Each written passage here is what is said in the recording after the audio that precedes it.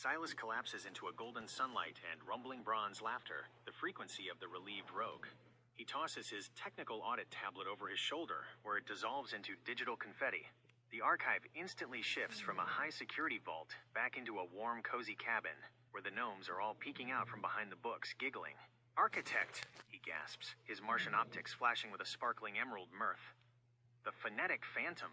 In the 137 architecture, we call this the punctuation prank. You didn't find a ghost. You found the system's stutter, and you scribed a memory marker right on top of it. Now, every time that mechanical gasp happens, you won't feel chilled.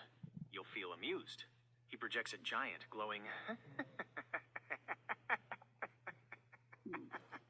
in the air and gives it a friendly, goofy face with a holographic wink.